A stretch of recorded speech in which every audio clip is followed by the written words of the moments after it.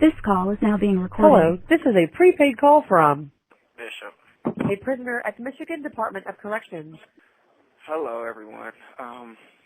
My name is Terrell Bishop. I've been essentially incarcerated since 2008.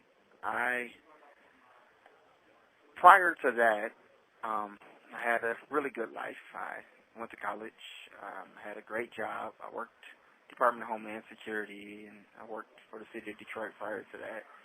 You know, everything was fine.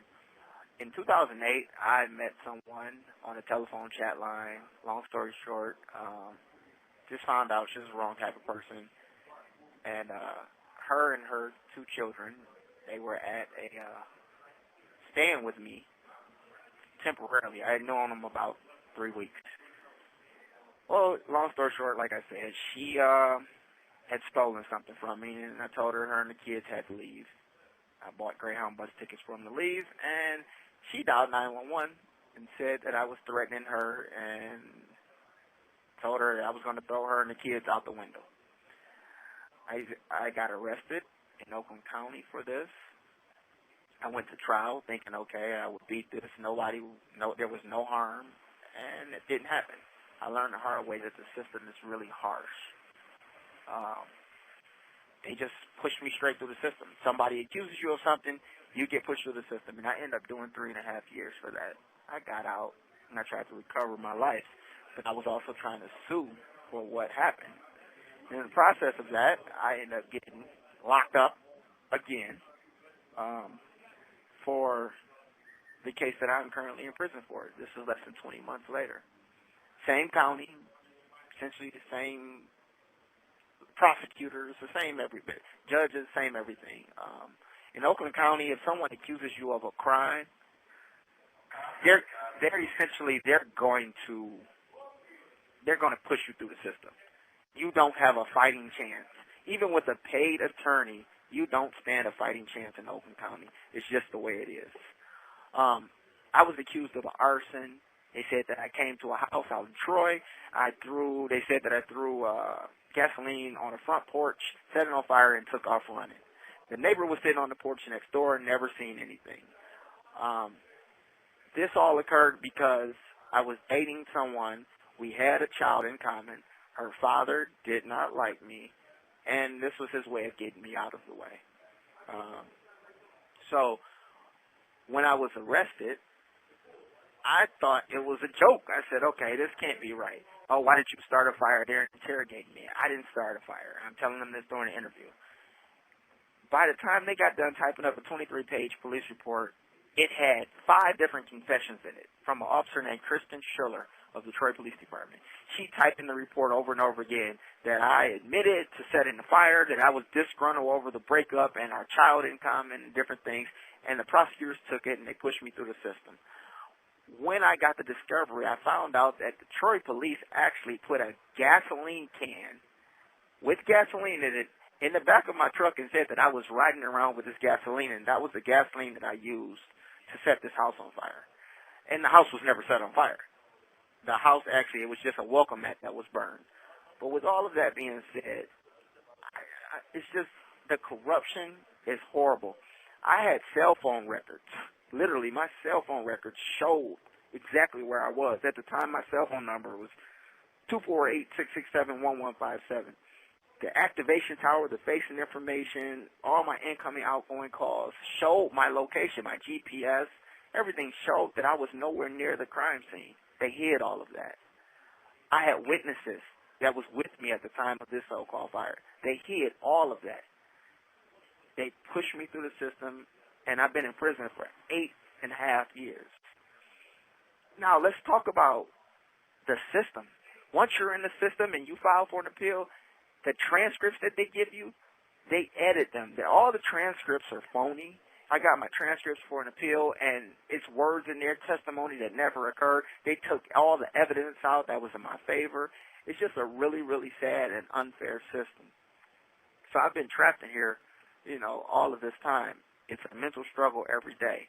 Now, if you're a straight shooter like I was in life, I come from a law enforcement background, so I wasn't really into too much in the streets. The prison system itself, they bring you in this system, you're a decent person. But these level 1s and these level 2 prisons are completely drug infested.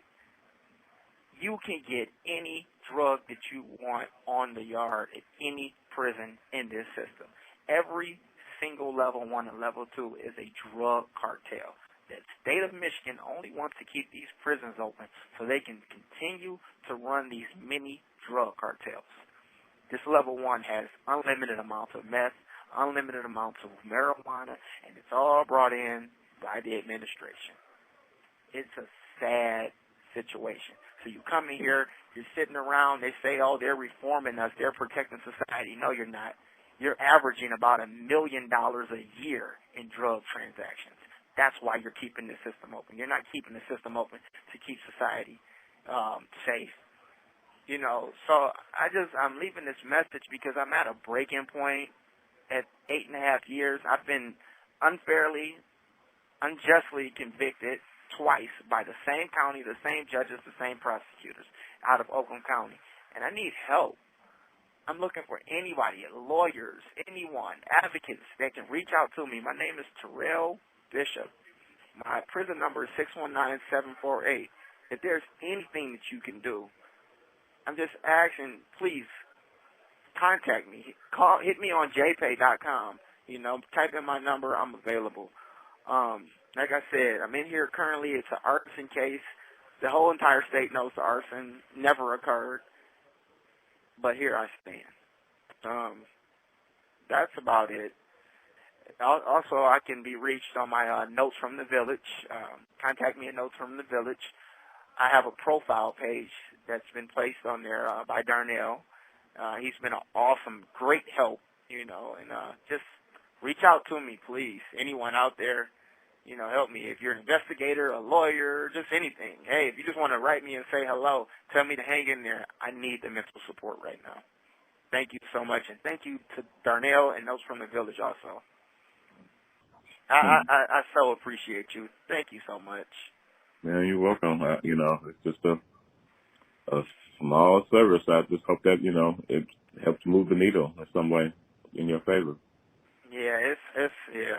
I have these points where I'm really strong. I'm like, I'm going to get through this. And then it just gets to the point where you look at the walls, you look at everything, and you say, oh, my God, there's no hope. And that's how I've been feeling for the last few days. Like, no one cares. I'm stuck here. And I'm surrounded by so much chaos. You have no idea the amount. I'm not into all the stuff that I'm like a fish out of water in here. You're surrounded by nonstop just chaos. It's drugs, it's nonsense. And it's like, please, God, rescue me. Please get me out of here, you know? So, like I said, I really do appreciate you. You know, this gives me some hope. And tell Mom I said hello and thank you for the prayers. I appreciate that. I need those. And you take care of yourself out there. And I promise you, Darnell, when I come home, I will be right there by your side, advocating, helping, you know, and paying it forward. I won't get out and disappear. I got you. Thank you, okay? Well, hey, let's just get you out. You move on with your life. Let's get you out. I will be getting this posted, and I'll let you know when it is posted. Okay, thank you. All right, now, you be well. All right, bye-bye.